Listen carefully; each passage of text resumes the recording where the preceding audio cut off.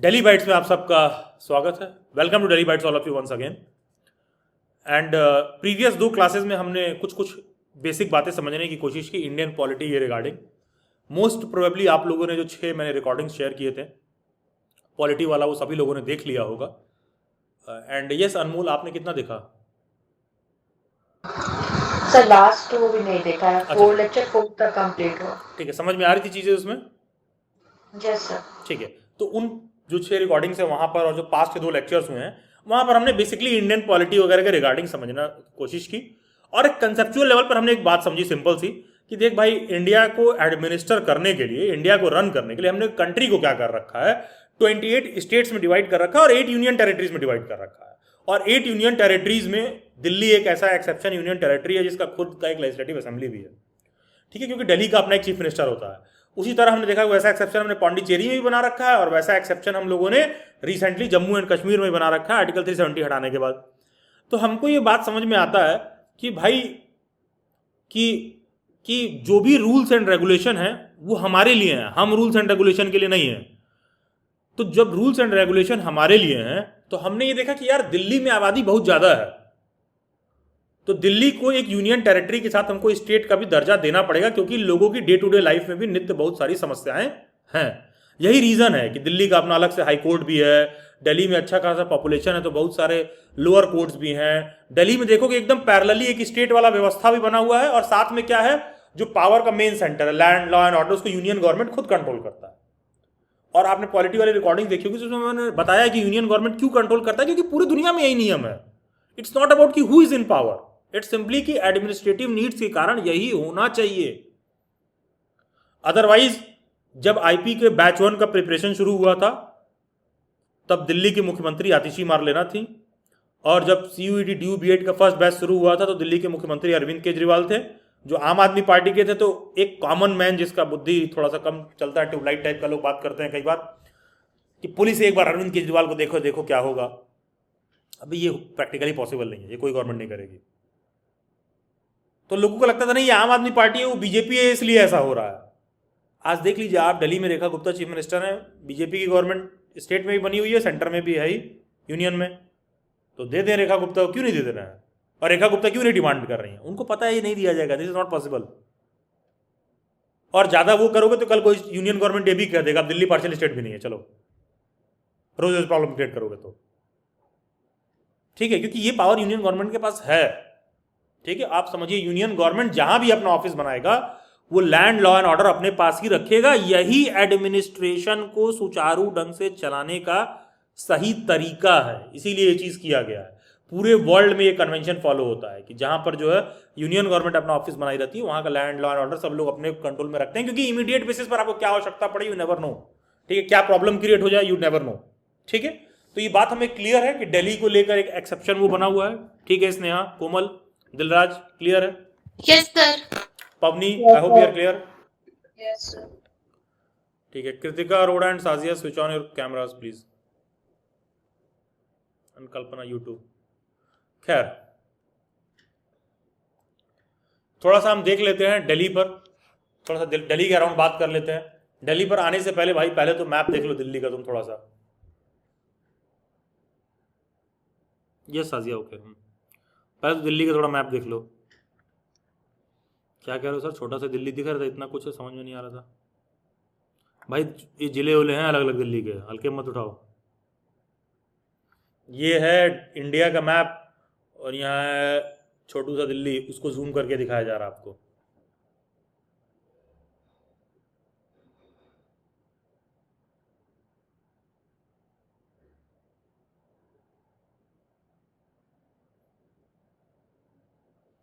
और एक छोटा सा तुमको एग्जांपल दे, जो लोग दिल्ली में रहते हैं बात को कैच भी कर पाएंगे।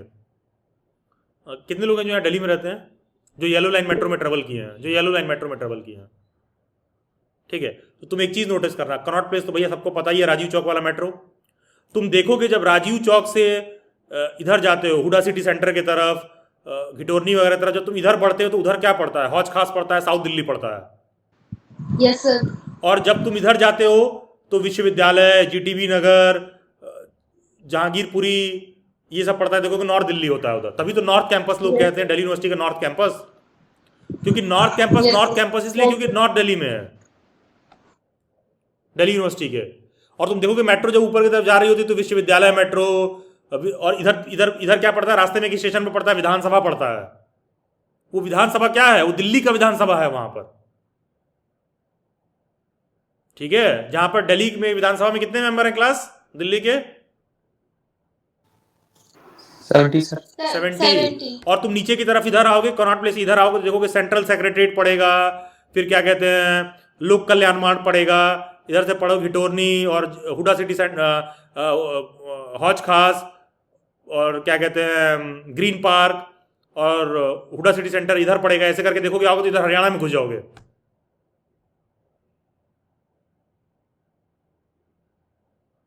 ठीक है। ये इसीलिए देखोगे दिल्ली तुमको ऐसा दिख जाएगा। और देखो जो ग्रीन वाले लाइन वाली मेट्रो इधर आती है तभी देखोगे राजौरी गार्डन इधर वेस्ट की तरफ तुम पढ़ने लगते हो। और अगर तुमको याद हो तो एक मेट्रो स्टेशन आता है ब्लू लाइन पर, यमुना बैंक पार करते हो तो यमुना इधर आता है तो शाहदरा ईस्ट दिल्ली होते होते गाजियाबाद की तरफ घुस जाते हो, तो देखोगे बीच में ये यमुना आ रहा होता है। इधर का एरिया थोड़ा सा देखोगे, थोड़ा सा बहुत शेडी सा एरिया, बदबू तुमको देखने के लिए मिल जाएगा। अगर कोई उधर रहता है तो not a problem, her area में ऐसा नहीं, मतलब है थोड़ा सा है, ठीक है, दिल्ली साइड में ऐसा है, ठीक है।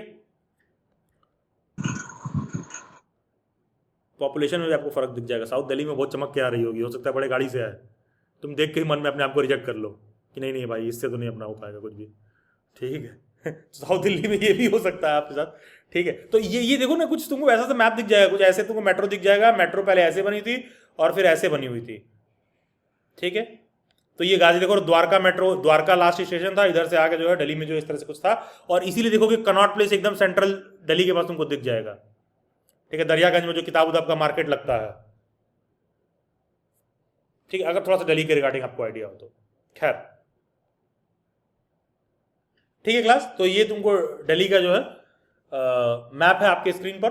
तो बेसिकली क्या है, दिल्ली का जो लेजिस्लेटिव असेंबली है, सबसे पहली चीज समझ लेते हैं कि वो बना कैसे है, किस नियम कानून कैसे बना हुआ है। तो Kritika Arora kindly read the welcome to पवनी। Delhi is a union territory with a legislative assembly and a council of ministers out of the 28 states and 8 union territories which put together constitute the territory of India. Delhi is the only exception for the governance of which separate provisions have been made in the constitution. Thank you. ये बात समझ में आती है कृतिका तुमको, legislative assembly and council of minister, Delhi is a union territory with legislative assembly and council of minister. Yes, sir. ठीक है Kritika, sorry पवनी, ये बात समझ में आती है आपको? Legislative assembly and Delhi council of minister है खुद का दिल्ली का। ये पॉलिटिकल जो आपने रिकॉर्डिंग देखा होगा उससे बात समझ में आ रही है कि दिल्ली एक स्टेट है, इसलिए उसका खुद का लेजिस्लेटिव असेंबली है, उसके खुद के अपने काउंसिल ऑफ मिनिस्टर हैं, ठीक है। डन है पवनी, ये बात समझ में आती है आपको? कोमल, अनमोल, ये बात समझ पा रही हैं अब आप? Yes, sir. ठीक है क्लास, तुमको ये बात समझ में आता है ना कि मैं बोलता हूं कि दिल्ली का एजुकेशन मिनिस्टर, ठीक है, शिक्षा मंत्री, और मैं कहता हूं इंडिया का एजुकेशन मिनिस्टर।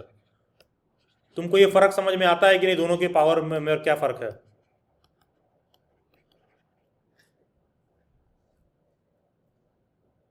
कितने लोगों को समझ में आता है दोनों का डिफरेंस? अब आप समझने लगे हो?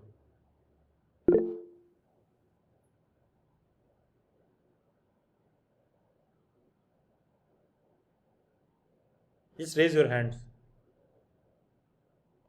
ये दोनों का फर्क जो लोग समझने लगे हैं कि हाँ भाई अपने को सब उनको समझ में आ रहा है।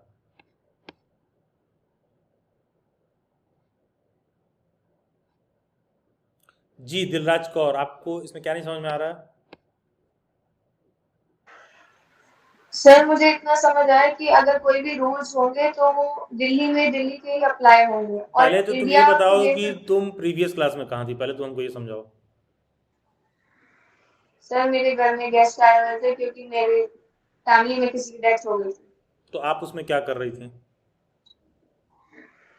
आपने रिकॉर्डिंग कंप्लीट किया पिछले 6 क्लासेस का, पॉलिटी का जो 6 रिकॉर्डिंग भेजे गए थे? सर शुरू की 2 देखी है अभी। कब कंप्लीट हो जाएगा? नेक्स्ट क्लास तक हो जाएगा सर। नेक्स्ट क्लास में आपसे पूछूंगा ना, फिर मैं ऐड नहीं करूंगा क्लास में आपको। Okay sir. बोलने से पहले कोशिश रहेगी। नेक्स्ट क्लास में कंप्लीट हो जाएगा कि नहीं? Yes sir. ठीक है, तो अगर आप नेक्स्ट क्लास में नहीं कंप्लीट करके आएंगे तो फिर मैं आपको क्लास से बाहर कर दूंगा, और मैं कह ओके रहा हूँ तो आई सर। Mean it. ठीक है, ओके। आप कंप्लीट करके आएंगी, सबसे पहला चीज़ तो ये है। तुमको समझ में नहीं आएगा ये बात, पहले तुमने कंप्लीट ही नहीं किया जो काम दिया गया था, और तुम तो आई थिंक ओरिएंटेशन सेशन से आई हुई हो। नहीं सर, मैंने last to last class join किया। कब ज्वाइन किया? मेरे रिकॉर्डिंग, वॉइस क्लिप, मैसेजेस सब नहीं आए आपको भाई पॉलिटी का रिकॉर्डिंग कंप्लीट करने के लिए? कब तक कंप्लीट करेंगी? पेपर कितने दिन बाद है? 1 महीने बाद पेपर है, कब कंप्लीट करोगी? देखिए, ऐसा नहीं है कि आपके इन एंड अराउंड चीज़ें जो चल रही हैं उसको लेकर मैं कोई बहुत जो है क्या बहुत इंसेंट टाइप की मैं बातें कर रहा हूँ, नहीं। मैं बस जो बात कर रहा हूँ मैं केवल आपके सेंट्रिक बात कर रहा हूँ कि आपने वो चीज़ नहीं किया तो उसका आपको क्या खामियाजा भुगतना पड़ेगा। चलिए खैर, yes others please keep your hand raise, इनको समझ में आ रहा है कि क्या डिफरेंस है दिल्ली के एजुकेशन मिनिस्टर और इंडिया के एजुकेशन मिनिस्टर का। हैंड रेज रखिए, ठीक है।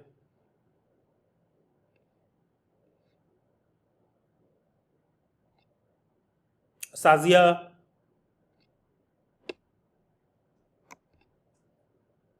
Pinky,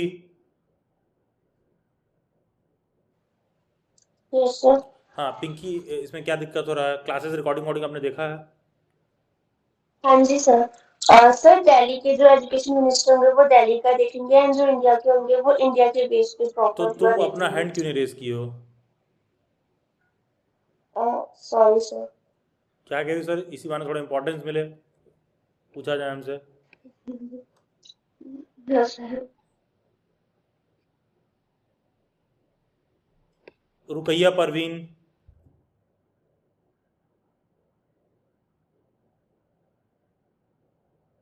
yes sir. जी, आपने रिकॉर्डिंग देखा प्रीवियस? सर मैं प्रीवियस वाला रिकॉर्डिंग नहीं देखी हूँ, मैं देखूंगी तो फिर जो डाउट क्लियर होंगी मैं शेयर करूंगी। तो आपके लिए अलग से मैं इंतज़ार करूंगा कि महारानी जी एक दिन कंप्लीट करेंगी तो सर आएंगे पूछने कि नो कब। सर, हाँ, बिल्कुल नहीं। कल कंप्लीट हो जाएगा सर। तुम्हारा पेपर है 1 महीने बाद। Yes I know. कुछ ऐसी बात आपको लग रही है जो मैं आपके इंपॉर्टेंस छोड़ के अपने फायदे की कुछ बात कह रहा हूँ इसमें? No sir. तो फिर करके आइए भाई, इतना सर टाइम मत लगाइए। आप समझ नहीं रही हैं, मतलब बिल्कुल सर। आप नहीं सर यार, आप नहीं अच्छा करोगे तो पीपल, मैं सपोर्ट करूंगा, people around you will not support. Yes sir. ठीक है, प्लीज़ करके आइए। ओके।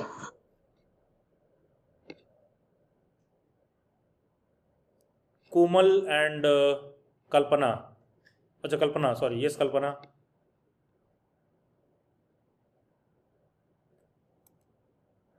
कल्पना, यस सर। जी कल्पना, ये डिफरेंस समझ में आ रहा है आपको? No sir. और वो रिकॉर्डिंग कब कंप्लीट करेंगे? किया तो है बनी आपने? नहीं, मैंने कर लिया है सर। 6 का मेरा बस लास्ट का 1 घंटे का वीडियो रह रहा है, 6 लेक्चर का। आपने 6 लेक्चर देख लिया है? हाँ, देख लिए हैं सर।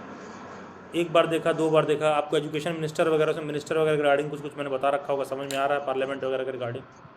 हाँ सर, पार्लियामेंट वगैरह के बारे में समझ में आ रहा है। पता नहीं, मुझे सब कंफ्यूजन हो रही है इसमें। अच्छा, क्या कन्फ्यूज़न हो रहा है?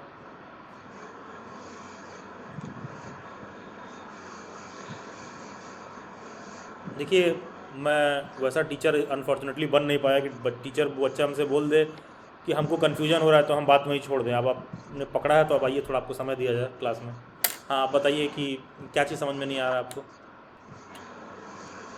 अम,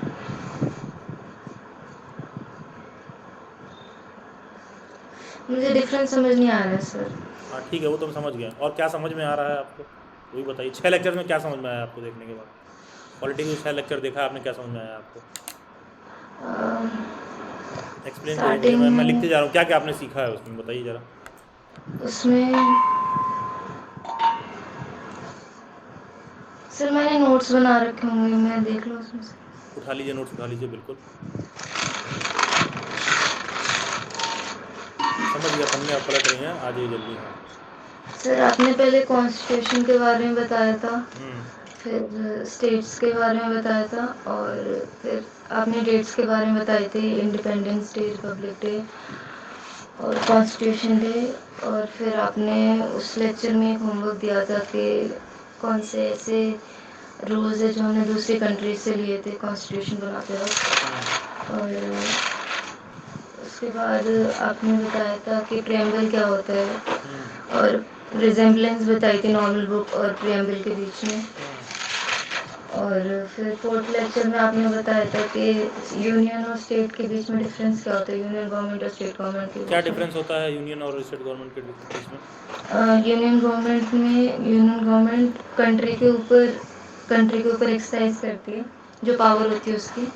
और स्टेट गवर्नमेंट सिर्फ स्टेट्स के बीच में जो उनके डे टू डे मैटर्स होते हैं, प्रॉब्लम्स होती हैं, उसके ऊपर तो जब यूनियन फील गवर्नमेंट करती कंट्री के ऊपर पावर एक्सरसाइज कर ही रही है तो स्टेट गवर्नमेंट की ज़रूरत क्या है? है। सर, यूनियन गवर्नमेंट पुलिस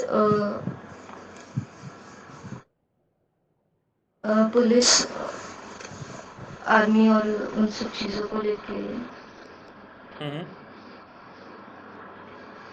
कहाँ बताया है मैंने यूनियन गवर्नमेंट पुलिस आर्मी इनसे जो लेकर? दिखा सकती है मुझे? मैं लेक्चर प्ले करूँ, लेक्चर नंबर 4? Lecture number 4? हाँ, मैं प्ले करूँ लेक्चर नंबर 4 अपना? हाँ, प्ले करता हूँ मैं, ठीक है? आप मुझे बताइए मैंने कहाँ बता रखा है कि यूनियन गवर्नमेंट पुलिस वुलिस देखती है। नहीं सर, स्टेट देखती है पुलिस और सर। हाँ, तो आप तो फिर ये बताइए ना बेसिक डिफरेंस क्या है, क्यों यूनियन, जब यूनियन गवर्नमेंट पूरे कंट्री के ऊपर पावर एक्सरसाइज कर ही रही है तो स्टेट गवर्नमेंट की ज़रूरत क्या है?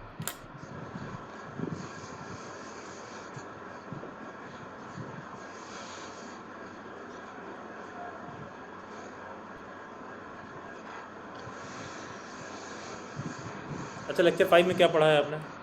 4 में क्या पढ़ा है? 4 5 में? और 5 में आपने हाउस असेंबली के बारे में बताया था, पार्लियामेंट और स्टेट लेजिस्लेचर के बारे ये में। पहले यूनियन और स्टेट गवर्नमेंट का थोड़ा हमको और समझाइए, क्या फ़र्क है दोनों के बीच में? क्यों ज़रूरत है? स्टेट गवर्नमेंट क्या है, यूनियन गवर्नमेंट क्या है?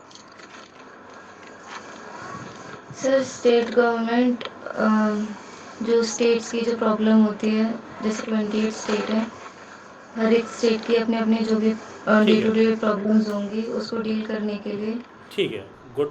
वो इसमें 28 जरूरत है। स्टेट्स के जो अलग अलग प्रॉब्लम है स्टेट गवर्नमेंट अपना अलग अलग देख रही होती है। तो हाँ, यूनियन गवर्नमेंट कहाँ की यूनियन गवर्नमेंट है? इसी 28 स्टेट्स की तो।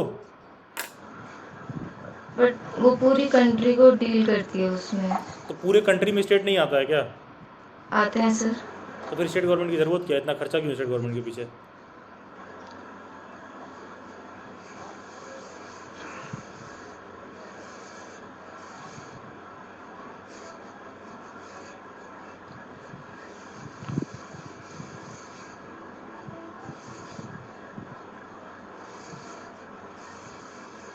क्या कह रही हो? ये सब उम्मीद करके डेली बाइट ज्वाइन नहीं किया था कि हमको माइक ऑन करके पूछा जाएगा हमसे। अच्छा ठीक है, आगे बताइए, आगे आपने क्या, जब आपको ये नहीं पता आपने आगे कैसे पढ़ा है, फिर 4 और 5 में आपने क्या पढ़ा है? 4 में हाँ, सर मैंने 4 का ही अच्छा 5 में, लेक्चर 5 में क्या पढ़ा है आपने? 5 में हाउस असेंबली वाला था, इसमें पार्लियामेंट और स्टेट लेजिस्लेचर के बारे में था। हाउस असेंबली पार्लियामेंट और पार्लियामेंट के रिगार्डिंग को क्या पढ़ा है आपने? पार्लियामेंट में लोअर और अपर हाउस होते हैं, लोकसभा और राज्यसभा, और स्टेट वो तो लेजिस्लेचर बचपन से में सुन रही हो, लोअर कुछ हाउस। काम की बात होता, दोनों में फर्क क्या है? कोई ऐसा पॉलिटी के टीचर है क्या कहीं पढ़ाया हो तो बोला ना हो there are 2 houses of parliament, Lok Sabha और राज्यसभा? ठीक है, वो तुमको चाहे समझ में ना आए हो, तुमको याद तो हो ही गया था। ठीक है, तो वो तो मेरे जानने को मैं इंटरेस्टेड ही नहीं हूँ। मेरे को सिंपल सा बताओ कि ये विधानसभा जो हाउस असेंबली है और ये पार्लियामेंट में अंतर क्या है, बुनियादी फर्क क्या है?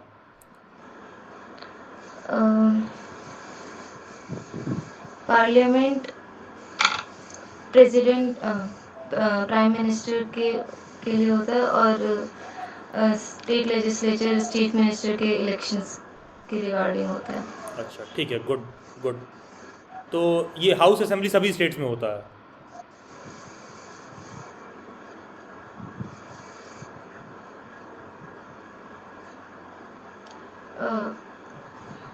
ये हाउस कंट्री का ये जो हाउस और असेंबली बोल रही हो ये सभी स्टेट्स में होता है कि एक ही होता है? सर, पार्लियामेंट तो कंट्री का ही होता है, मतलब एक ही होता है, और अच्छा, स्टेट और विधानसभा लेजिस्लेचर पाकिस्तान अलग का है। होता है?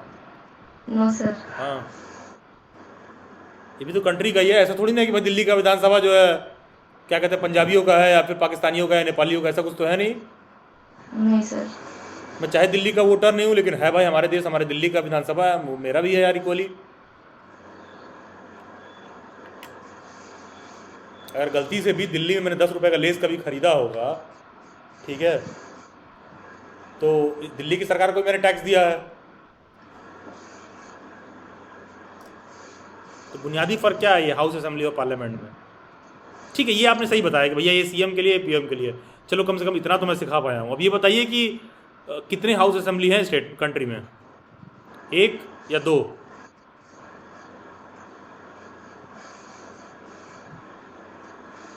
सर एक ही है। अच्छा, एक ही है। कहाँ पर है ये हाउस असेंबली?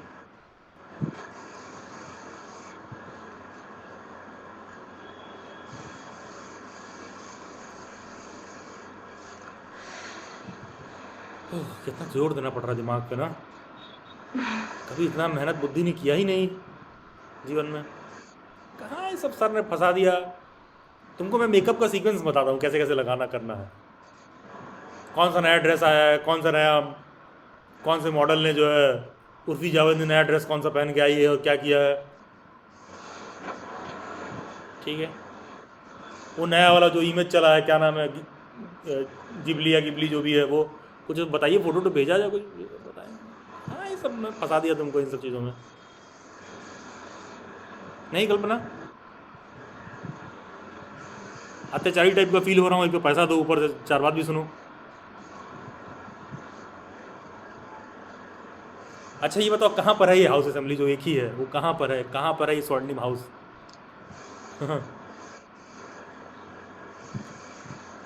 अच्छा क्लास, सर हाँ हाँ ठीक है कल्पना, हाँ बताइए। सर ये हाउस असेंबली मुझे ये पता है इसके 2 पार्ट है, मुझे नहीं पता ये कहाँ पर है। 2 पार्ट कौन कौन से हैं? पार्लियामेंट और स्टेट लेजिस्लेचर। ये हाउस असेंबली के 2 पार्ट है, पार्लियामेंट और स्टेट लेजिस्लेचर। और पार्लियामेंट के कितने पार्ट हैं? पार्लियामेंट के 2 हैं, लोकसभा और राज्यसभा। और स्टेट लेजिस्लेचर के? उसके भी लोअर हाउस है, अपर हाउस है, जिसमें लेजिस्लेटिव असेंबली है और लेजिस्लेटिव काउंसिल विधानसभा है, विधान परिषद है। ठीक है, विधान परिषद। तो स्टेट लेजिस्लेचर के ही हाउस को तो हाउस और असेंबली कहते हैं। कंट्री में कितना लेजिस्लेटिव असेंबली है, 1 कि 2? एक कहाँ पर है? दिल्ली बैट्स के ऑफिस के नीचे, ऊपर तो मैं बनाने नहीं दूंगा। कहाँ पर है? एक सेकंड। अच्छा कल्पना, एक बस आखिरी प्रश्न, ये बताइए कि सच सच बताइएगा, झूठ मत बोलिएगा, ठीक है, फिर हाँ। मैं किसी और कैंडिडेट पे स्विच कर लूँगा। आपने रिकॉर्डिंग्स को ठीक से देखा है? सर मैंने एक ही बार देखा है, 2 बार नहीं देखे हैं। अच्छा, कितने स्पीड पर देख रही थी? मैंने 1.5। अच्छा, कुछ सर ने इंस्ट्रक्शन वगैरह दिया था कि आराम से फुर्सत में 1.25x पर देखना है, बाद में आराम से 1.5x पर देखिएगा, किसके लिए बोला था मैंने वो? अच्छा, बाकी के लोग, कंट्री में कितने लेजिस्लेटिव असेंबली हैं आप लोगों के हिसाब से? 28। कुछ और ऐड करोगी स्नेहा इसमें 28 में? सर वो JNK, पुडुचेरी और दिल्ली में भी है। गुड, ठीक है, मृत्युंजय सही कह रही है वो। हाँ सर, बाकी इसके अलावा एक लेजिस्लेटिव काउंसिल भी है। नहीं, वो मैं असेंबली पूछ रहा हूँ, वो छोड़िए। Okay okay sir. कृतिका वो सही बता रही है, कंट्री में कितने लेजिस्लेटिव असेंबली हैं? यस सर, 28 और फिर 3 और हैं, दिल्ली, जम्मू कश्मीर और पुडुचेरी में। ठीक है, कोमल, साजिया, पिंकी, हम लोगों की बात क्लियर है? Yes sir. Yes sir. और कोई आप में से बताना चाहेगा कि बेसिक फर्क क्या है? जब यूनियन गवर्नमेंट जब ये कह रही थी कि यूनियन गवर्नमेंट पूरे कंट्री को कंट्रोल कर रही है, स्टेट गवर्नमेंट स्टेट का मैटर देख रही है, जब यूनियन गवर्नमेंट पूरे कंट्री को कंट्रोल कर ही रही है, तो स्टेट गवर्नमेंट की जरूरत क्या है फिर? कौन बताना चाहेगा? माइक ऑन करिए, बताइए। Yes Kritika, then I will come to Sneha, then Anmol. Sir जो स्टेट का होता है वो सिर्फ एक पर्टिकुलर स्टेट के जैसे रोज के मैटर्स होते हैं वो उसको रिजॉल्व करते हैं उसके प्रॉब्लम्स को, और जो यूनियन या सेंट्रल होता है वो पूरी कंट्री के जो मेजर मैटर्स होते हैं वो उसको हैंडल करते हैं। इसलिए दोनों की अलग अलग जरूरत है, ठीक है। यस यस स्नेहा, क्या कह रही हैं आप? सर वही जो कृतिका ने कहा वही, बस जो वो यूनियन गवर्नमेंट के जो मैटर्स होते हैं ना वो हमें डेली मैटर पे अफेक्ट नहीं करते डायरेक्टली। जो स्टेट गवर्नमेंट जो मैटर्स देखती है वो हमें डायरेक्टली अफेक्ट करते हैं रोजमर्रा की जिंदगी में। जिंदगी में। जी अनमोल, कैसे देखती हैं स्टेट और यूनियन गवर्नमेंट को? जब यूनियन गवर्नमेंट पूरे कंट्री में है ही तो स्टेट गवर्नमेंट की जरूरत क्या है?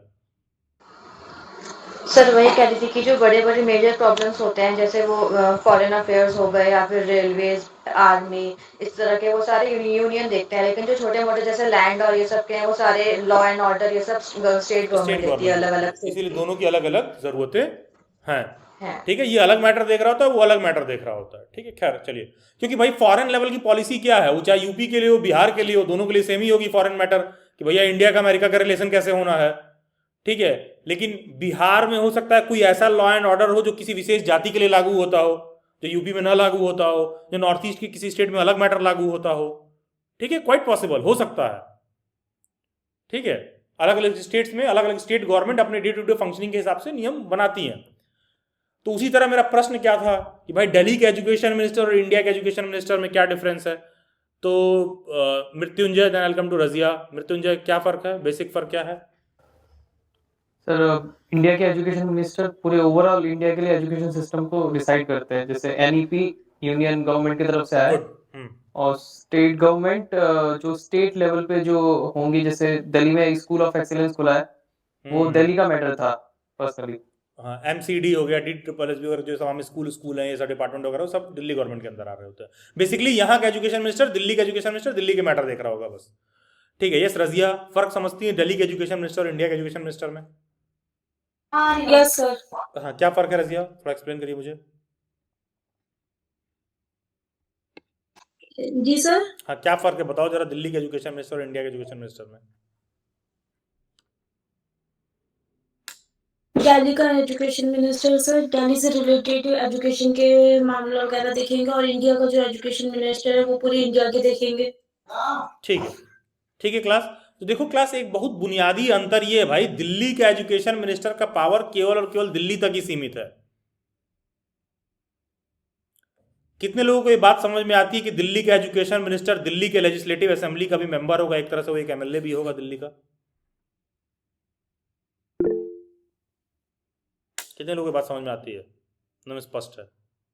पिंकी, समझ में आती है ये बात कि दिल्ली के लेजिस्लेटिव असेंबली का मेंबर भी होगा, ठीक है, चीफ मिनिस्टर के साथ वो भी एक मिनिस्टर है। कितने लोगों को ये बात समझ में आती है कि इंडिया का एजुकेशन मिनिस्टर इंडिया के पार्लियामेंट का भी एक मेंबर होगा, ठीक है, जो प्राइम मिनिस्टर के साथ जो है उठ बैठ रहा है, जो भारत के लेवल पर शिक्षा से रिलेटेड मसला देख रहा है, ठीक है। समझ में आ रही है क्लास ये बात? ठीक है, गुड।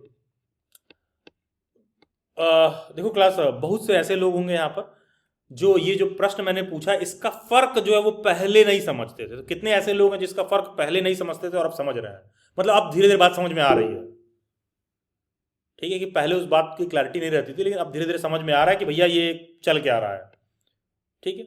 चलिए ठीक है, okay, thank you. Majority of the लोगों को इस बात पर थोड़ी सी क्लैरिटी डेवलप हो रही है। देखो क्लास, बस आपको यही सब चीज़ समझना है कि स्टेट गवर्नमेंट बेसिकली कैसे इलेक्ट होती है। स्टेट में ही चुनाव होता है, स्टेट में एमएलए इलेक्ट होते हैं, लेजिस्लेटिव असेंबली में जाते हैं, चीफ मिनिस्टर बनते हैं, चीफ मिनिस्टर के साथ बहुत से उसके अलग अलग मसलों के मिनिस्टर होते हैं। यूनियन लेवल पर क्या होता है, पूरे देश में चुनाव होता है, मेंबर ऑफ पार्लियामेंट से इलेक्ट होते हैं, पार्लियामेंट में जाते हैं, प्राइम मिनिस्टर के साथ उसके बहुत सारे अलग अलग उसके मिनिस्टर्स होते हैं, ठीक है। कंट्री का एजुकेशन मिनिस्टर पूरे कंट्री लेवल पर बातों को देख रहा होगा, स्टेट का एजुकेशन मिनिस्टर केवल आपके स्टेट से रिलेटेड मसला देख रहा होगा, ठीक है।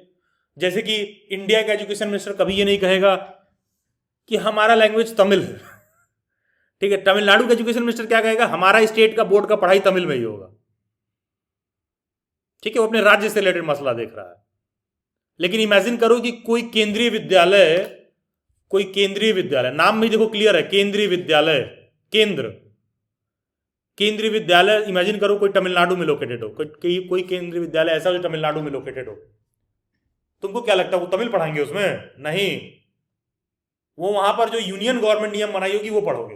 हाँ, साथ में हो सकता है तुम्हारा एक सब्जेक्ट तमिल डाल दें, लेकिन मेन पढ़ाई कभी तमिल में नहीं कराएंगे। ये लोग सीबीएसई के सिलेबस पर चल रहे होंगे, ठीक है, ये सीबीएसई के सिलेबस पर चल रहे होंगे, समझ रहे हो? जो नियम दिल्ली से यूनियन गवर्नमेंट बना रही होगी, ये सीबीएसई के सिलेबस पर चल रहा होगा, चाहे उसका लोकेशन तमिलनाडु में है, चाहे उसका लोकेशन बिहार में है, चाहे उसका लोकेशन आंध्र प्रदेश में है, समझ रहे हो? क्योंकि यूनियन गवर्नमेंट डायरेक्टली देख रही है केंद्रीय विद्यालय को, नाम में लगा हुआ केंद्रीय विद्यालय।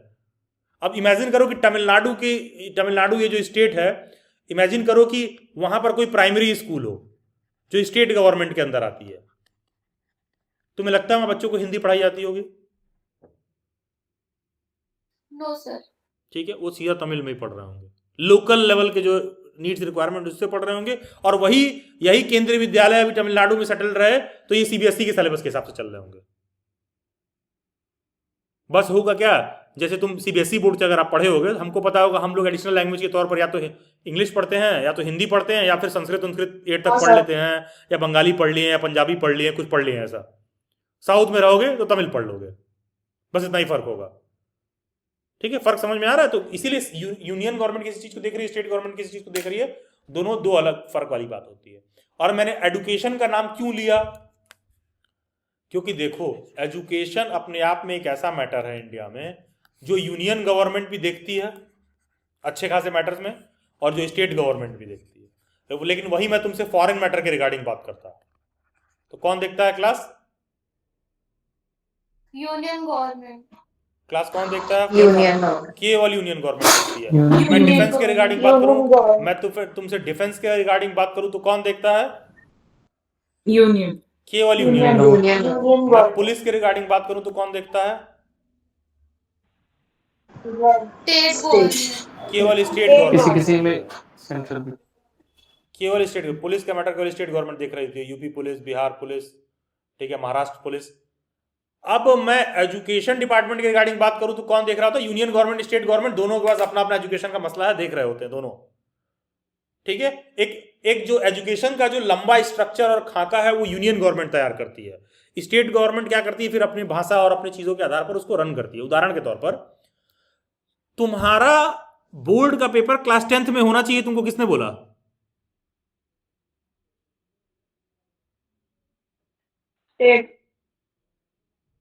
ये तुम बचपन से पैदा हुए वैसे ही चला आ रहा है कि 10 में बोर्ड होगा। कोई जरूरी है कि फ्रांस में भी 10th में ही होता हो बोर्ड एग्जाम? क्लास सोच के देखिए, क्या जरूरी है मृत्युंजय, जरूरी है कि फ्रांस में भी 10th में बोर्ड एग्जाम होता हो? नहीं सर, कोई जरूरी नहीं। मृत्युंजय मतलब तुम्हारा स्कूलिंग में तुम 1 से 12 तक पढ़े, कोई जरूरी है कि फ्रांस में बच्चा स्कूल में 1 से 12 तक ही पढ़े, 1 से 10 तक पढ़े? तो नहीं सर।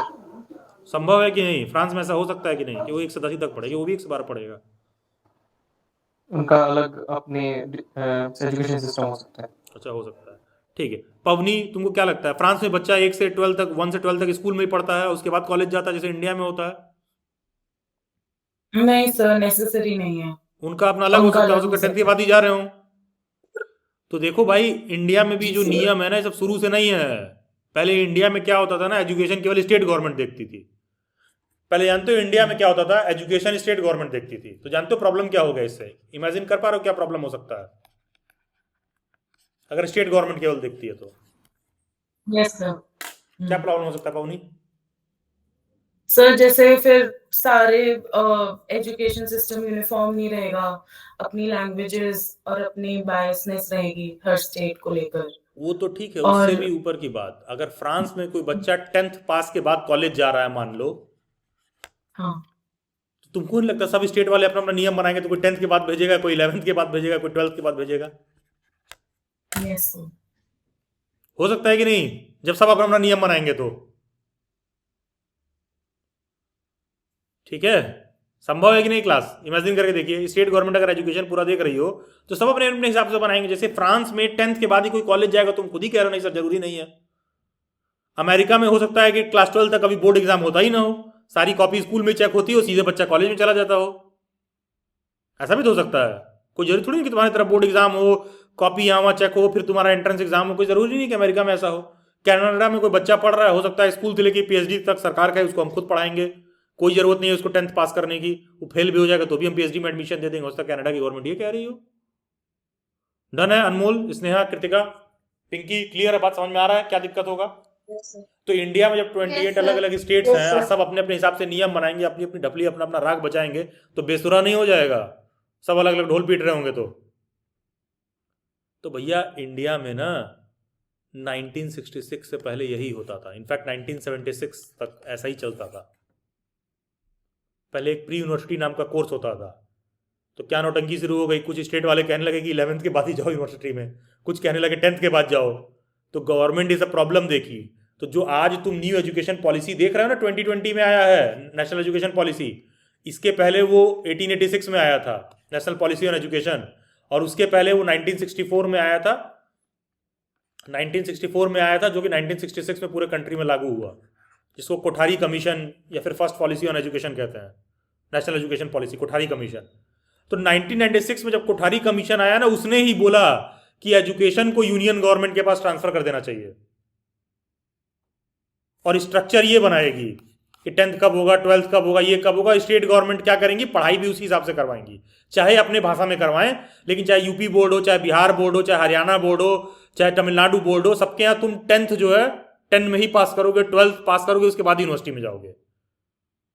तो क्या हुआ, स्ट्रक्चर यूनियन गवर्नमेंट ने रेडी कर दिया, स्टेट गवर्नमेंट अपने हिसाब से उस पर काम करती है। ठीक है, ये चीज है। तो ये 1964-66 के बाद ही आपको देखने के लिए मिलता है। तो शुरू से ऐसा नहीं था, लेकिन एजुकेशन एक ऐसा मसला है कि स्टेट गवर्नमेंट बहुत सेंसिटिव रहती हैं। क्यों बहुत सेंसिटिव रहती हैं भैया? इंडिया में अलग अलग भाषा के लोग हैं, कोई तमिल है, कोई मलयाली है, कोई तेलुगु है। तो लोगों को ऐसा भी नहीं लगना चाहिए कि वो अपनी भाषा में पढ़ नहीं सकते हैं। तो स्टेट को कह दिया गया, एजुकेशन को कह दिया गया भैया स्टेट गवर्नमेंट भी देखेगी, यूनियन भी। जिनको अंग्रेजी हिंदी में पढ़ना है, वो तमिलनाडु के हों, तेलुगु के हों, बंगाली हों, यूपी के हों, बिहार के हों, जाके अपना सीबीएसई बोर्ड वाले में एडमिशन ले लें। और जिनको हिंदी में पढ़ना है, जिनको तमिल में पढ़ना है, जिनको बंगाली में पढ़ना है, तेलुगु में पढ़ना है, वो अपने राज्य के बोर्ड में एडमिशन ले लें। UP board, Bengal board, Bihar board, UP board, ऐसा सुना होगा तुम लोगों ने। ठीक है, वो जाके अपने स्टेट बोर्ड में एडमिशन ले लें।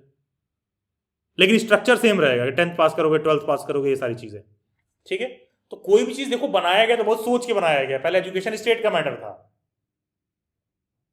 बाद में स्टेट गवर्नमेंट से खुद ही दिक्कत होने लगी। क्यों? क्योंकि दिल्ली यूनिवर्सिटी क्या कह रहा है कि 12th पास वाले जो बच्चा 12th के बाद प्री यूनिवर्सिटी का कोर्स करके आएगा उसको एडमिशन देंगे। अगला राज्य क्या कर रही है, 11th के बाद ही उसको भेज दी। ठीक है, तो इस तरह के प्रॉब्लम्स हो सकते हैं। तो खैर, एक मैंने एग्जांपल दिया है। तो एजुकेशन क्या है, स्टेट और यूनियन गवर्नमेंट दोनों देखती है। तो बस आप ये समझिए कि मतलब डिपेंड करता है किस तरह का काम है। स्टेट गवर्नमेंट अपने रोल में काम कर रही है, यूनियन गवर्नमेंट कंट्री लेवल पे सारे मैटर देख रही होती है, कंट्री लेवल पे एजुकेशन पे पॉलिसी बना रही होगी। क्योंकि वो अगर वो एक यूनिफॉर्म एजुकेशन का स्ट्रक्चर नहीं सेट करेगी तो स्टेट गवर्नमेंट सब अपने अपने हिसाब से चलने लगेंगी। ठीक है, तो यूनियन ने एक स्ट्रक्चर रेडी कर दिया, बाकी के स्टेट्स अपने अपने हिसाब से उसमें एडजस्ट होकर काम करें। ठीक है, खैर, yes Anmol, kindly read from here.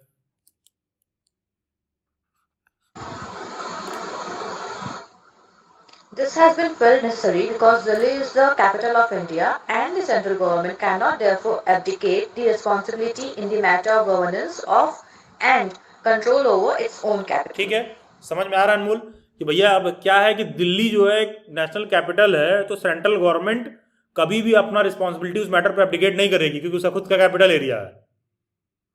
तो दिल्ली को इन लोगों ने एक एक्सेप्शन प्रोविजन में डाल दिया, लेजिस्लेटिव असेंबली बना दिया, काउंसिल ऑफ मिनिस्टर बना दिया, अलग से वो कर दिया, लेकिन land, law, police and order union government अपने पास रख ली। ठीक है, क्योंकि दिल्ली हमारा नेशनल कैपिटल है, यूनियन गवर्नमेंट का खुद भी वहां पर ऑफिस है। डन है क्लास? ये बात समझ में आ रही है सभी लोगों को? Yes. ठीक है, Yes, sir. ओके, आगे बढ़ते हैं। Constitutionally named as National Capital Territory, NCT, Delhi is governed by 3 sets of instruments. Constitution of India, Article 239AA, ये ध्यान रखोगे। दिल्ली में सब प्रोविजन किस आर्टिकल के तहत है क्लास? 239AA. 239AA। दिल्ली को सब एक्सेप्शन है आर्टिकल 239AA के माध्यम से। डन है? Yes, sir. चारुल, पवनी, समझ में आ रहा है बात? चारुल, बात समझ में आ रही है? जी सर। Yes, yes, sir. फिर क्या है, law enacted by parliament to supplement the constitutional provisions, the rules of business, allocation of business rules, transaction of business rule, the core feature of Delhi's political and administrative setup has been incorporated in the constitution itself. This has been done purposely so as to accord certain degree of stability and permanency to these arrangements. कहने का मतलब क्या है, इस बात को constitution में पूरा एकदम ढंग से लिख दिया गया है, कॉन्स्टिट्यूशनल प्रोविजन बना के डाल दिया गया है, सो दैट ये एक यूनिफॉर्म स्ट्रक्चर के तहत दिल्ली की स्टेट गवर्नमेंट और यूनियन गवर्नमेंट आपस में समन्वय बना के काम करें, क्योंकि दिल्ली पूर्ण रूप से स्टेट भी नहीं है, तो यूनियन गवर्नमेंट के साथ स्टेट गवर्नमेंट को सामंजस्य बना के कार्य करना पड़ेगा। और यूनियन गवर्नमेंट की भी मजबूरी है कि दिल्ली को एकदम कंप्लीट कंट्रोल से बाहर नहीं कर सकते हैं, ठीक है, इसलिए ये सारा अरेंजमेंट वगैरह बनाया गया है। तो देखो ये पुराना वाला है जो अभी तुमको मार्च 2025 से पहले देखने के लिए मिल रहा था, रिसेंटली चुनाव हुआ, अपडेटेड आफ्टर इलेक्शन 2025। एक बार देखिए,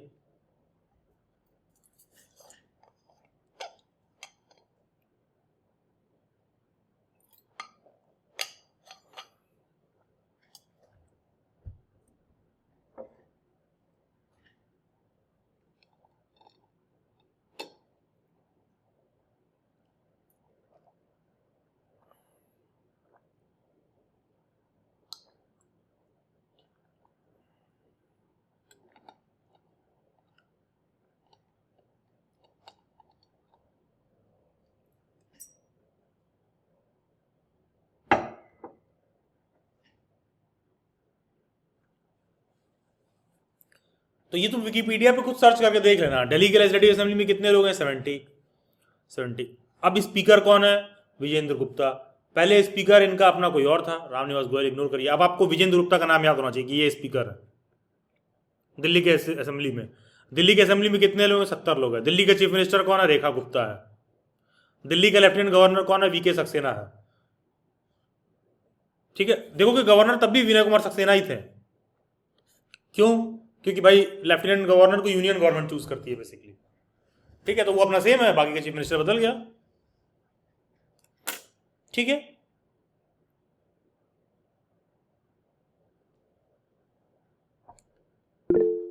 हाँ जी कर देगा, यस प्लीज। सर जैसे हमने बताया कि स्टेट गवर्नमेंट के जो इलेक्शंस होते हैं वो इलेक्ट करते हैं एक चीफ मिनिस्टर को, तो गवर्नर को कौन करता कोई है? इलेक्ट नहीं करता, यूनियन गवर्नमेंट डायरेक्ट एलोकेट करती है।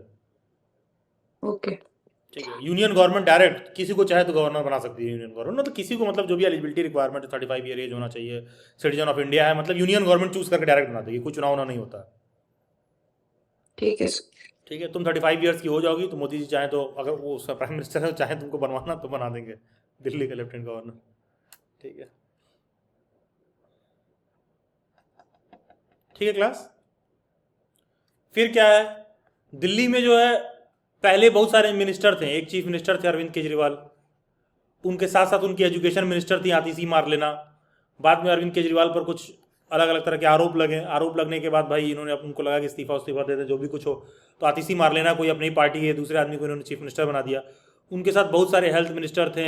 एक हेल्थ मिनिस्टर था उनका अपना एक एजुकेशन मिनिस्टर था, उनका अपना एक जो है फूड एंड सप्लाई मिनिस्टर था। ठीक है, एक सोशल वेलफेयर मिनिस्टर था। ठीक है, एक ट्रांसपोर्ट मिनिस्टर वगैरह था। ठीक है, क्यों? क्योंकि दिल्ली में नियम ये है कि अगर टोटल 70 MLA हैं तो इस 70 MLA में से केवल 7 MLA ऐसे हो सकते हैं जो मिनिस्टर बन सकते हैं, इंक्लूडिंग चीफ मिनिस्टर। कुल कहने का मतलब है कि 10% ऑफ द स्ट्रेंथ, 10%। 70 का 10% होता है कितना क्लास? 7।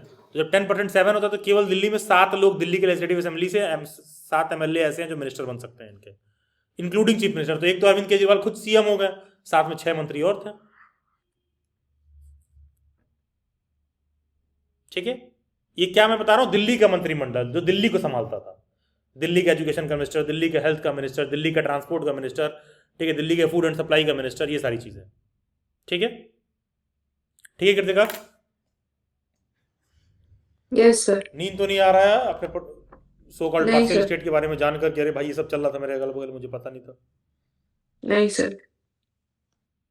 ठीक है, वहां लिख रखा है कि विकिपीडिया पर सर्च करिए, 2 मैंने ही लिखा है, लेकिन ठीक है। दिल्ली मिनिस्ट्री ठीक है, अब देखते हैं क्या चेंज हो गया। ठीक है, अभी कुछ दिन पहले देखो केजरीवाल मिनिस्ट्री करके अलग से वही बना हुआ है। केजरीवाल में कौन कौन मिनिस्टर थे उनके साथ, वो मिनिस्टर का पावर केवल दिल्ली तक लिमिटेड था, ये ध्यान रखिएगा। अब नए जो मिनिस्टर बने हैं, क्यों दिल्ली के अंदर चाहे इतना सारा मैटर है, finance, planning, revenue, women and child, land, law and building, public work, ये वो दुनिया भर का चाहे इतना सारा विभाग हो, लेकिन मिनिस्टर टोटल कितने हो सकते हैं क्लास? 7। तो डिपार्टमेंट चाहे जितना हो, इन्हीं 7 लोगों में बांटना है, क्योंकि मिनिस्टर उससे ज्यादा नहीं हो सकते हैं, क्योंकि संविधान में लिखा हुआ है। अगर संविधान में ये लिखा होता कि दिल्ली के लेजिस्लेटिव असेंबली में जो 70 MLA हैं, उसमें से मैक्सिमम 20% लोग मिनिस्टर हो सकते हैं, तो 7 की जगह ये लोग क्या करते हैं, इतना डिपार्टमेंट पता चलता निकाल के 7 और लोगों को बांट देते हैं, चल भाई तू भी मंत्री बन जा। ठीक है, तो सब हर आदमी को नेता लोग मंत्री ना बना दें, सरकार का खर्चा ना बढ़ाएं बेवजह, पब्लिक के टैक्स के पैसा बेवजह बर्बाद ना हो, इसलिए क्या किया गया, लिमिट कर दिया गया कि केवल 7 मिनिस्टर ही हो सकते हैं। मतलब कि दिल्ली के लेजिस्लेटिव असेंबली का स्ट्रेंथ है 70, मैक्सिमम मिनिस्टर जो दिल्ली की गवर्नमेंट में हो सकते हैं वो केवल 10% ऑफ द लेजिस्लेटिव असेंबली है। ठीक है, ऐसे ही पूछ रहा हूं, क्या बता सकता है यूनियन गवर्नमेंट में परसेंटेज कितना है, कितने मिनिस्टर हो सकते हैं यूनियन लेवल पर? सर 10% ही है सर। नहीं, पूरे कंट्री में सभी जगह 15% है, दिल्ली इकलौता एक्सेप्शन है कि यहाँ लिखा हुआ मिनिस्टर केवल 10% हो सकता है। पूरे कंट्री के बाकी के स्टेट्स में भी 15% है। यूनियन लेवल पर पार्लियामेंट में जितने भी इलेक्टेड एमपीज हैं उसमें से केवल लोकसभा के स्ट्रेंथ का केवल 15% लोग ही मिनिस्टर बन सकते हैं। ठीक, कुछ लोगों की ऊपर से सब सर के ऊपर से बातें जा रही होंगी, ठीक है, लेकिन कोई दिक्कत नहीं है। और दिल्ली में क्या है कि 70 में से 10% लोग, तो केवल 7 लोग मिनिस्टर हो सकते हैं। देखो कि अलग अलग डिपार्टमेंट है, तो रेखा गुप्ता क्या है क्लास दिल्ली की? सीएम। तो हाँ, तो सीएम क्या है, जो डिपार्टमेंट किसी को नहीं एलोकेटेड है वो भी सीएम ही देखेगा। ठीक है, सीएम सबसे सीनियर मिनिस्टर है, बाकी का public work, legislative affair, gurdwara election, irrigation, flood control, water, ये कौन देखेगा? परवेश वर्मा देख रहा है। इसी तरह हर चीज के लिए अलग अलग। एजुकेशन मिनिस्टर कौन है इस समय दिल्ली का? आशीष सूद। आशीष सूद। ठीक है, ये सब सिर्फ दिल्ली के लेवल पर लागू हो रहा है बात। ठीक है, labour, law and justice Kapil Mishra, health and family welfare, transport Pankaj Kumar Singh, ये टोटल 7 अलग अलग मिनिस्टर्स हैं दिल्ली। ठीक है, इनका जुरिडिक्शन कहां तक है क्लास, इन मिनिस्टर्स का? दिल्ली के अंदर। केवल दिल्ली के अंदर। ठीक है, केवल और केवल दिल्ली के अंदर। ठीक है, तो इस तरह के क्वेश्चंस आते हैं आईबी में। तो एजुकेशन मिनिस्टर कौन है, चीफ मिनिस्टर कौन है, ये 2 बातें आप थोड़ा सा ध्यान रखेंगे, क्योंकि इससे आपको डायरेक्ट क्वेश्चन पूछ सकता है। क्योंकि अगर आपने आईपी का पीवाईक्यू वगैरह देखा हो, तुमको दिखाई देगा कि दिल्ली से रिलेटेड क्वेश्चन पूछ रखा है। पवनी कोई पीवाईक्यू देखा है आईपी का? Yes sir. इस तरह का दिल्ली बेस्ड क्वेश्चन देखा है उसमें? जी सर। जी, तो अब रीड करिए सेंट्रल गवर्नमेंट के regarding. Then I will come to Mrityunjay. The Lieutenant Governor of Delhi is appointed by the President of India as agent of President and head of state like governor on the advice of the central government. This state government is called the Government of the National Capital Territory of Delhi, Government of NCT of Delhi, or simply Government of Delhi. Okay, एक second. Central government क्या करता है, अपना एक lieutenant governor appoint करता है, basically president appoint करता है सेंट्रल गवर्नमेंट के एडवाइस पर। ठीक है, तो वीके सक्सेना दिल्ली के लेफ्टिनेंट गवर्नर, जो अभी पूछ रही थी कृतिका। ठीक है, बाकी क्या है भैया, ये इसका अपना एक सेपरेट गवर्नमेंट है, एनसीटी दिल्ली जिसको कहते हैं, national capital territory of Delhi. ठीक है, और दिल्ली अपने आप एक्सेप्शन भी इसलिए है क्योंकि भैया दिल्ली का देखोगे खुद क्या है, दिल्ली का एक हाई कोर्ट भी है। अब इकलौता यूनियन टेरिटरी जिसका खुद का हाई कोर्ट है, जुडिशियरी देखने के लिए मिलेगा आपको, इकलौता यूनियन टेरिटरी है। ठीक है, फिर सेंट्रल गवर्नमेंट और स्टेट गवर्नमेंट के बीच में हमेशा कॉन्फ्लिक्ट भी देखने के लिए मिलता है। स्टेट गवर्नमेंट कहती है ये मेरा डोमेन, हम इसमें काम करेंगे, सेंट्रल गवर्नमेंट कहती है नहीं, हमको देखना है। अरविंद केजरीवाल के समय काफ़ी कॉन्फ्लिक्ट देखने के लिए मिल रहा था। ठीक है, तो कई बार मसला कोर्ट में भी गया कि कौन सुपीरियर है दिल्ली में, स्टेट गवर्नमेंट की सेंट्रल गवर्नमेंट। तो कोर्ट ने क्या कहा, इस बात को थोड़ा सा हम समझेंगे और रीड करेंगे। तो Mrityunjay kindly read. It consists of an executive led by the Lieutenant Governor of Delhi, a judiciary and a legislature. Central versus State. The Supreme Court of India in Government of NCT of Delhi, Union of India, ruled that according to the Article 239 AA of the Indian Constitution, that although the government had to keep him or her informed of its decision, Delhi's Lieutenant Governor did not have any independent decision-making power and had to follow the aid and advice of the Chief Minister led Council of Ministers of the Government of Delhi on matters which the Delhi Legislative Assembly could legislate on, that is all items on the state list, items on which only state legislatures can legislate, and the concurrent list, items on which both the Parliament of India and the state legislatures can legislate. Bearing police, public order and land, the court added that on matters referred to him or her, the LG was bound to follow the orders of the president. ठीक है, क्या लिखा हुआ है कि देखो भाई, दिल्ली में लेफ्टिनेंट गवर्नर जरूर है, लेकिन ऐसा नहीं है कि चीफ मिनिस्टर बस ऐसे ही बैठा हुआ है। दिल्ली का जो चीफ मिनिस्टर है वो बेसिकली अपने मैटर से पावरफुल है और गवर्नर को उसके एड एंड एडवाइस पर ही काम करना है। ऐसा नहीं कि गवर्नर खुद ही से डिसीजन लेने लगे कि दिल्ली यूनियन टेरिटरी है तो लेफ्टिनेंट गवर्नर खुद ही से डिसीजन लेने लगे। ठीक है, और दिल्ली का जो लेजिस्लेटिव असेंबली है भाई, स्टेट गवर्नमेंट का अपना एक लिस्ट है जिसपे वो कानून बना सकती है। ठीक है, और कंकरेंट लिस्ट क्या होता है जिसपे स्टेट गवर्नमेंट और यूनियन गवर्नमेंट दोनों कानून बना सकती है। जैसे एजुकेशन किस में आएगा क्लास? कंकरेंट लिस्ट में, जिसपे यूनियन स्टेट दोनों कानून बना सकते हैं। स्टेट लिस्ट क्या होता है? वो मसले जो केवल स्टेट गवर्नमेंट देखती है। यूनियन लिस्ट क्या होता है? वो मसले जो केवल यूनियन गवर्नमेंट देख रही होती है। ठीक है, ये सारी चीजें हैं। तो ये सब सुप्रीम कोर्ट ने क्लैरिफाई किया कि देखो भाई, ऐसा है कि दिल्ली में चीफ मिनिस्टर तो है ही, पब्लिक ने इलेक्ट किया है, तो ऐसा नहीं हो कि जो मन करेगा लेफ्टिनेंट गवर्नर करेगा, कि उसको चीफ मिनिस्टर की बात सुननी है, उसके एडवाइस पर काम करना है। और चीफ मिनिस्टर भी ऐसा नहीं है कि जो मन करेगा वो करेगा, क्योंकि उसको भी समझना होगा कि पुलिस, पब्लिक ऑर्डर, लैंड, ये सब यूनियन गवर्नमेंट देखती है। तो यूनियन गवर्नमेंट देखती है तो यूनियन गवर्नमेंट खुद नहीं देखने आती है कि मोदी जी वहां से फोन कर रहे हैं, हाँ भैया 1 एकड़ जमीन है दिल्ली के बाहर, छिकालो मॉल बनाते हैं उस पर, ठीक है, एक क्लब खोल देते हैं। ये नहीं हो रहा है। अबे यूनियन गवर्नमेंट का रिप्रेजेंटेटिव लेफ्टिनेंट गवर्नर बैठा हुआ है ये काम करने के लिए। ठीक है, उसका यही काम ही है। ये मत सोचो कि यूनियन गवर्नमेंट देख रही है तो मोदी जी अपने ऑफिस में से फोन कर रहे हैं कि हाँ साकेत में वो जो मॉल बना हुआ है उसके पीछे एक ठो और मॉल खोलना है हमको। ठीक है, ये सब भैया देखने के लिए लेफ्टिनेंट गवर्नर देखेगा, land, police, law and order. ठीक है, ये उनका काम है। बस होता क्या, लेफ्टिनेंट गवर्नर को अपॉइंट यूनियन गवर्नमेंट कर रही होती है। ठीक है, तो बात क्लियर है यहां तक? ठीक है, आ जाते हैं जुडिशरी पर। Sneha kindly read then, welcome to Charul. Judiciary. The Delhi High Court has jurisdiction over Delhi, which also has 2 types of lower courts: the Small Causes Court for civil cases and Sessions Court for criminal cases. Okay Charul, Like other union territories, the Delhi police reports to the Ministry of Home Affairs, Government of India, and not Government of NCT of Delhi. ये बात Headed समझ by में the आती है police Charul आपको? force. ये जो लिखा हुआ है कि union territory the Delhi police reports to the ministry of home affair, government of India, not the government of Delhi. ठीक है, दिल्ली पुलिस यूनियन गवर्नमेंट को रिपोर्ट कर रही है, जो भी यूनियन गवर्नमेंट का होम मिनिस्टर होगा, जो कि इस समय अमित शाह है। ठीक है, यूनियन के होम मिनिस्टर कौन है? अमित शाह है, नरेंद्र मोदी के साथ अमित शाह है। Okay. तो वो बेसिकली दिल्ली पुलिस किसको रिपोर्ट करती है? अमित शाह को रिपोर्ट करती है, एक तरह से जो यूनियन के मिनिस्टर हैं, ना कि दिल्ली की गवर्नमेंट को। ये बात समझ में आ रही है चारुल आपको?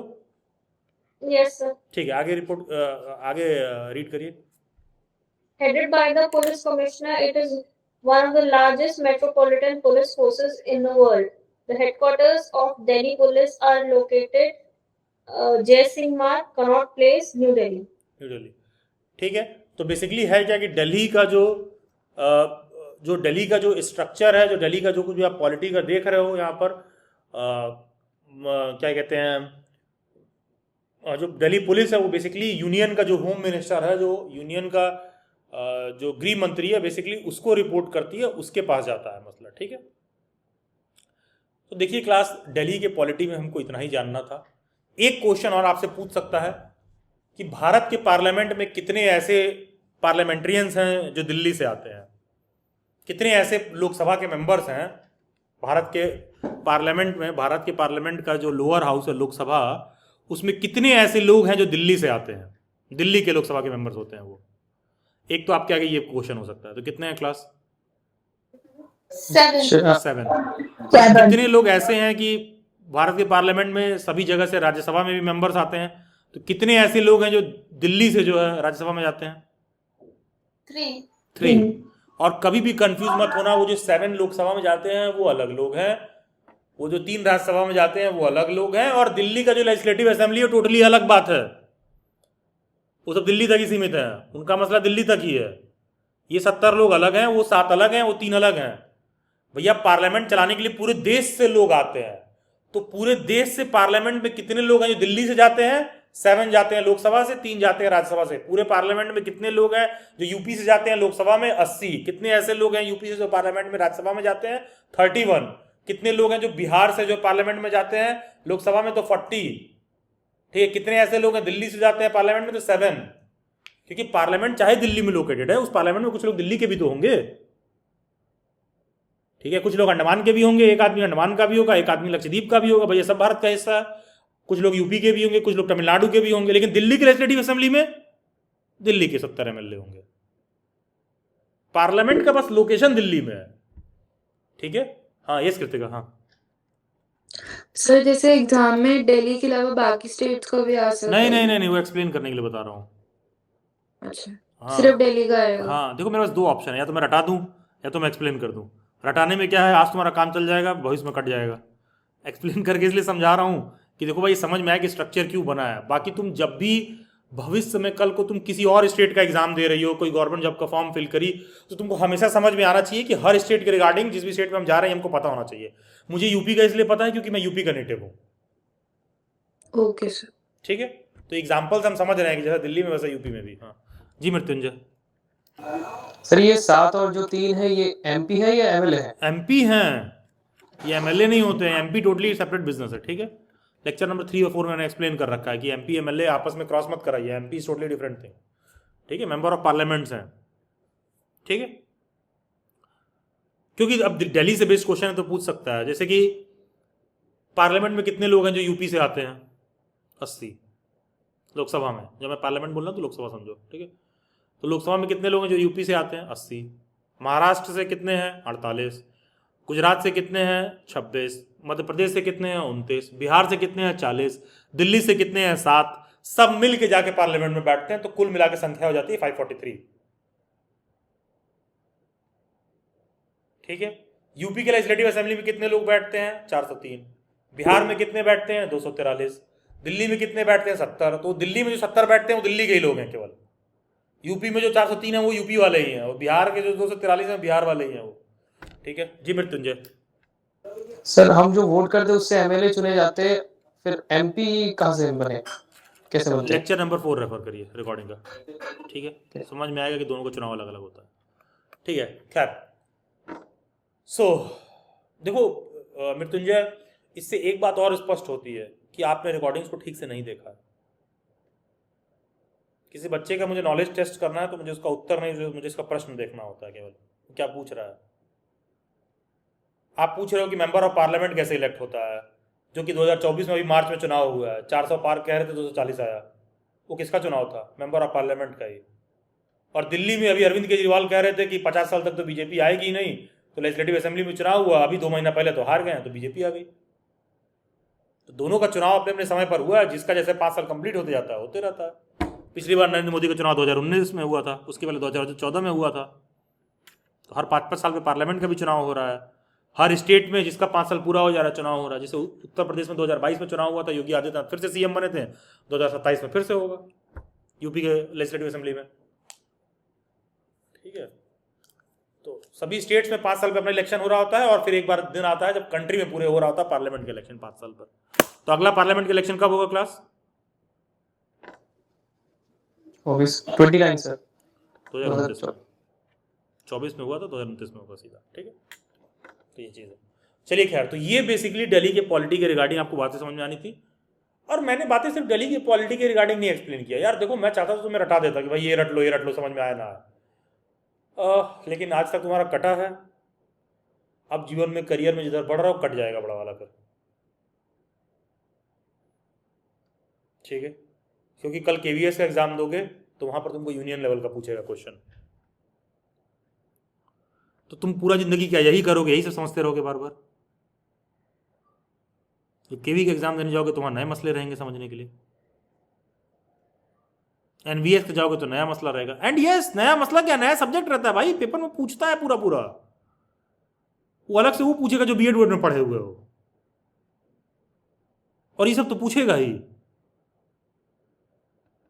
तो दो ये आईपी का प्रिपरेशन क्लास है, लेकिन मेरी कोशिश रही कि मैं आप लोगों को बातें एक्सप्लेन करूं, ठीक है। वो एक्सप्लेन करने के पीछे कुछ रीज़न है कि क्यों मैंने आप लोगों को बोला कि भाई थोड़ा सा इन चीज़ों को देखिए समझिए, क्योंकि ये बुनियादी बातें समझ में आनी चाहिए।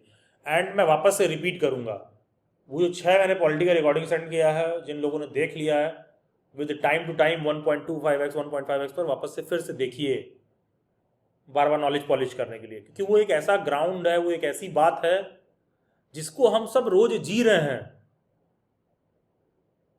रोज तुम्हारे ऊपर नेता लोग उसी बात को लेकर फैसला ले रहे हैं। कोई ऐसा दिन नहीं है जो अखबार में आया है। तो एग्जाम तो बीएड का तो घंटा छोड़ दीजिए किनारे, अभी तुमको ऐसा ही पता होना चाहिए डे टू डे जागरूकता के नाम पर, जिंदगी जीने के लिए, बातचीत समझने के लिए, ठीक है। नहीं तो दूसरे मैटर है ही कि इंस्टा है कि फिंस्टा है, ठीक है। दूसरे मैटर है ही कि स्नैपचैट है कि जिबली इमेज है और क्या है, ठीक है। वो आजकल चला हुआ है ना जिबली वाला इमेज देखने, जगह जगह लग रहा है चेंज, जो भी प्रोनाउंसिएशन है उसका। फिर अभी स्नैपचैट तो लड़कियां उस पर अकेले कब्जा कर रखी हैं अपना, ठीक है भाई। बड़ा सा जीभ निकालना है या कान निकालना है, या तो फिर आप उधर जोड़ दे दीजिए। देखो ऐसा नहीं कि मुझे पता नहीं है, ऑल आई एम सेइंग कि I am not draining my brain in that, ठीक है। मतलब ऐसा नहीं है कि दो दोस्तों के साथ और ये जीभ निकाल के जीआईएफ बना के व्हाट्सएप पे डाला, नहीं, इसके लिए टाइम नहीं है भाई। पता है कि बनता कहां से है। तो मैं तुमसे यही कह रहा हूं, तुमको पता होना चाहिए कि मेंबर ऑफ पार्लियामेंट इलेक्ट कैसे होता है, चाहे तुम्हारा सब्जेक्ट में इंटरेस्ट हो या ना हो,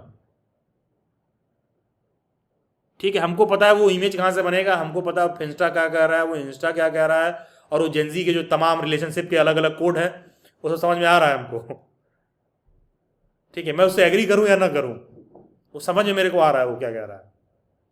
तो वो जानकारी है, ठीक है। बस बाकी आप अपना प्रायोरिटी सेट कर लीजिए, जानते रहो, पता तुमको होना चाहिए क्या चल रहा है। ऐसा नहीं कि वो पता नहीं होना चाहिए, पता तुम्हें होना चाहिए, ठीक है। पता तुम्हें होना चाहिए। यस कृतिका। हम सर आपने लेक्चर नंबर 6 में एक कंसेप्ट बताया था जिसमें राज्यसभा में इलेक्ट होते हैं फॉर 6 years और वो हटते हैं जितने भी होते हैं उसके हर 2 साल पर जो है 1/3 लोग रिटायर होते हैं। हाँ 1/3। तो मतलब वो वाला कंसेप्ट समझ नहीं आ रहा, वो कृतिका कैसे बिल्कुल वैसे रिटायर होते हैं। किसी कॉलेज में एडमिशन ली, 3 साल पढ़ाई की। मैं तुमसे क्या कह रहा हूं कि हर साल एडमिशन होता है, लेकिन हर साल एक बैच रिटायर हो जाता है। 1/3 लोग कॉलेज से हर साल रिटायर हो जाते हैं। मैं तुमसे क्या बोल रहा हूं, बात समझना। मैं क्या कह रहा हूं कि तुम एक बार ग्रेजुएशन में एडमिशन ली, 3 साल तक पढ़ोगी ग्रेजुएशन में, लेकिन हर साल एक बैच रिटायर हो जाता है। 1/3 लोग हर साल रिटायर हो जाते हैं कॉलेज से। क्या मैंने जैसे 250 लोग हैं नहीं तो नहीं, उसमें एक सेकंड कर देगा। तो क्या मैंने बात सही बोली कि हर साल कॉलेज में तुम्हारा कॉलेज में एडमिशन होगा, तुम 3 साल तक पढ़ोगी, और हर साल कॉलेज से 1/3 लोग रिटायर हो जाते हैं। क्या मैं सही कह रहा हूँ? Yes sir. कैसे? सर जैसे एक बैच कंप्लीट हो जाता है, उसके 3 साल कंप्लीट हो जाते हैं, तो फिर 3 साल बाद वो हट जाता है कॉलेज से, और फिर एक फिर नया आ न्यू जाता बैच। है।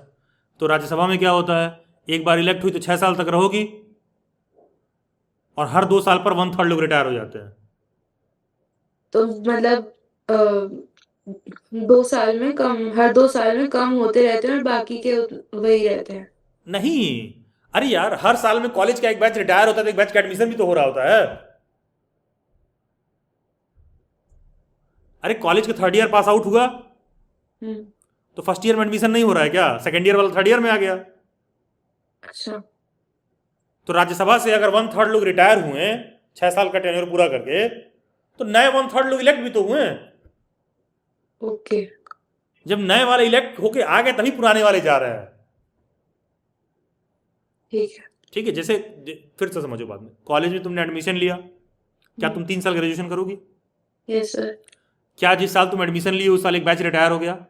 Yes sir. क्या तुम अगले साल जाओगी तब भी एक बैच रिटायर हो गया? Yes sir. एक दिन तुम भी रिटायर होगी, जब तुम रिटायर होगी तो नया बैच आ जाएगा। तो इनके यहाँ क्या होता है, हर 2 साल पर 1/3 लोग रिटायर होते हैं, जब रिटायर होते हैं तो नया रिक्रूट होकर आ जाता है। ठीक है। ठीक है, वो साइक्लिक वे में बना हुआ है। और लोकसभा में क्या होता है, हर 5 साल पर चुनाव हो ही रहा है। हाँ जी।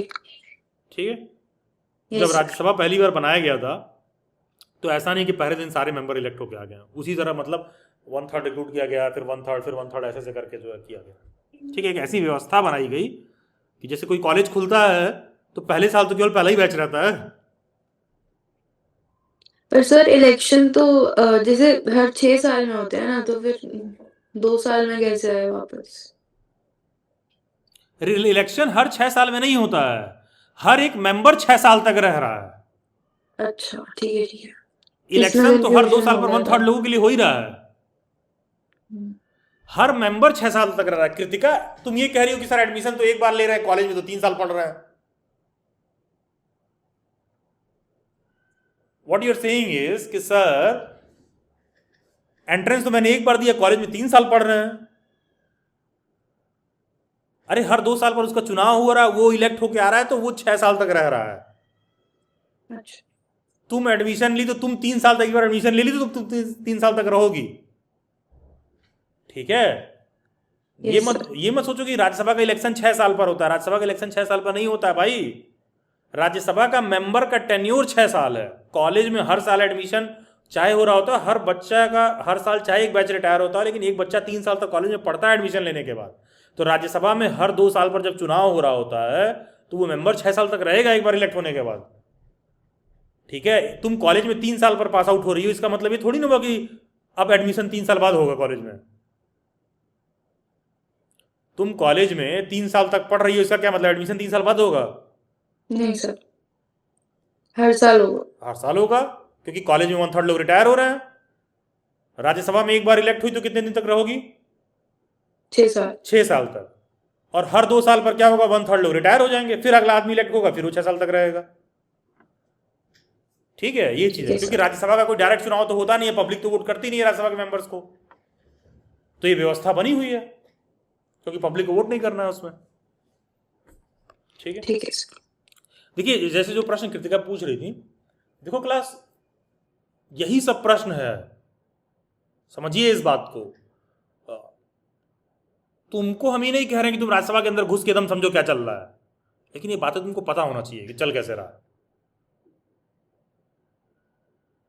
ठीक है, ये बातें आपको पता होना चाहिए कि चल कैसे रहा है। जैसे मैंने बोला ना कि बहुत सारे ऐसे मैटर्स हैं जो मुझे पता है। ठीक है, हाँ ये शुरू करिए प्लीज। सर पॉलिटी में टोटल 6 रिकॉर्डेड क्लास देखनी है ना? गुड मॉर्निंग, बताइए। हाँ सर पॉलिटी में टोटल 6 रिकॉर्डेड क्लास देखनी है ना? हाँ शायद। Okay sir. देख लीजिए क्लास, क्या परिस्थिति है। ठीक है, इसलिए मैंने कहा गुड मॉर्निंग रुकइए, जब जागो तभी सवेरा। ठीक है, आपका बीत जाएगा ऐसे ही टाइम, क्योंकि जैसे ही ये सेशन रैपअप होगा, अभी आप लोगों के बैच में, आप लोगों की क्लास में 3 में जियोग्राफी का रिकॉर्डिंग भेजने वाला हूँ, क्योंकि अब मैं जियो पॉलिटिक्स से रिगार्डिंग समझाऊंगा तो मैप वैप आपको समझ में आना चाहिए।